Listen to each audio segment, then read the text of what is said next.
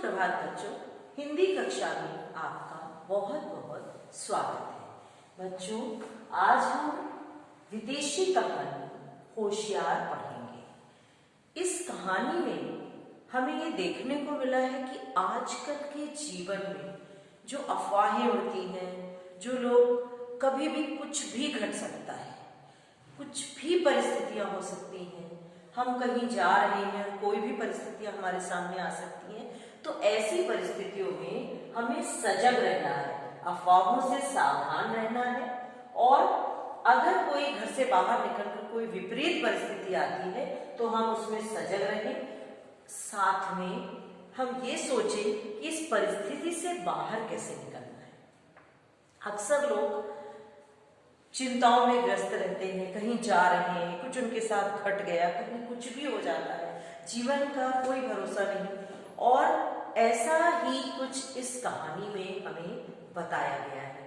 वैसे तो कहानी कोई भी हो, हमें बहुत प्रेरित करती है, शिक्षा देती है, संदेश देती है, साथ में मनोरंजन भी करती है। कहानी गद्य की सबसे प्रभावशाली विधा है। कहानी के माध्यम से हम अपने मन के भावों को इतनी अच्छी तरह से व्यक्त करते हैं कि इस विधा से लोगों को पढ़ने में रुचि जागृत करते हैं। आपको पता है, पंचतंत्र की 25 कहानियां उन बच्चों के लिए लिखी गई थी जिनको पढ़ने में कोई दिलचस्पी नहीं थी, ये जो पढ़ना नहीं चाहते थे, ऐसे राजा के कुमारों के लिए लिखी गई थी। तो कहानी वैसे भी प्रभावशाली गद्य की विधा है और इस कहानी के माध्यम से हमें बहुत कुछ समझाने की कोशिश लेखक ने की है। ये एक विदेशी कहानी है, उसका हिंदी अनुवाद आपको पढ़ना है। इसमें ये दिखाते हैं कि एक शेर नाम का बच्चा है जो डबल रोटी लेने के लिए जाता है, ब्रेड लेने के लिए जाता है, और दो बदमाश आते हैं और उनके पिस्तौल से गोली चलने से उसकी जो ब्रेड होती है उसमें छेद हो जाता है। बदमाशों की वैन जो तेजी से निकलती है उससे शेन की साइकिल भी क्षतिग्रस्त हो जाती है, टूट जाती है। और जब वो घर पहुंचता है, परिस्थितियों से बाहर निकलकर जब वो घर पहुंचता है तो उसकी माँ बहुत घबरा जाती है और गोलीबारी की बात सुनती है कि गोली चल गई। अचानक मार्केट में वो डबल रोटी लेने गया, ब्रेड लेने गया और गोली चल गई। तो ऐसी बातों को सुनकर उसकी माँ बेहोश हो जाती है, घबरा जाती है। कुछ पड़ोसी उनके बहुत अच्छे होते हैं और उनके साथ अच्छा व्यवहार करते हैं, वो एम्बुलेंस मंगवाते हैं। माँ होश में आती है तो सारी बात वो बताता है कि किस तरह से उन बदमाशों से उसने अपना संघर्ष करके और घर आया। तो शेर कैसा बच्चा है, इस कहानी का जो मुख्य पात्र है वो बच्चा कैसा है, बहुत बहादुर है और तीव्र बुद्धि का, बहुत तेज गति से उसका दिमाग चलता है।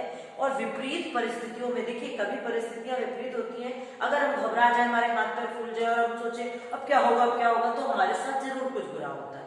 लेकिन ऐसी परिस्थितियों में अगर हम संयम के साथ अपने दिमाग को चलाएं और ये सोचे कि इस परिस्थिति से निकलना कैसे है, पर हर परिस्थिति अपने समाधान से जुड़ी होती है, हर परिस्थिति से बाहर निकला जा सकता है, कोई ना कोई सलूशन होता ही है।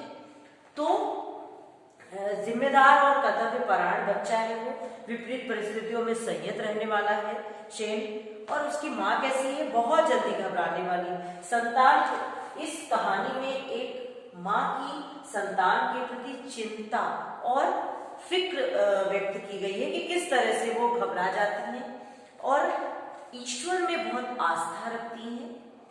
उनके पड़ोसी एक दूसरे का ध्यान रखने वाले हैं, बातों को बढ़ा चढ़ाकर बताने वाले हैं, जिज्ञासु हैं, बातूनी हैं, अलग अलग व्यक्तित्व है उनके पड़ोस में रहने वाले लोगों का, जिन्होंने उनके शेन के बारे में माँ को आकर बहुत सारी बातें बताई। तो अक्सर क्या होता है, जो घटना होती है वो छोटी सी होती है, लेकिन इतनी अफवाहें फैला देते हैं कि पुलिस भी उन अफवाहों को खत्म करने में नाकाम है।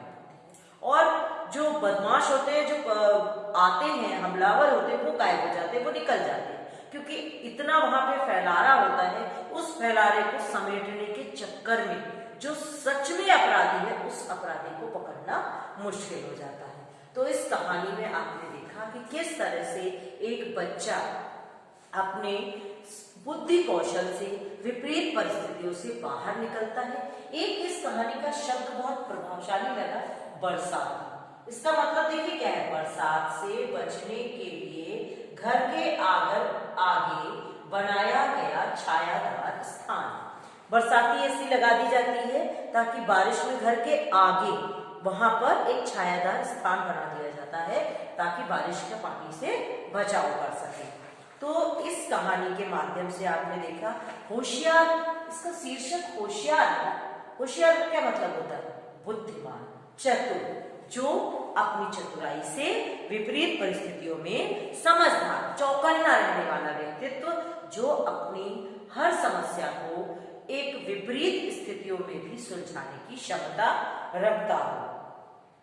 दूसरा इसमें यह है कि कहानी किस्से के रूप में भी सुनाई जाती है, कथा के रूप में भी वाचित की जाती है। कहानी के कई रूप हैं, कोई किस्सा सुनाता है, कोई कहानी सुनाता है, कोई कथा सुनाता है।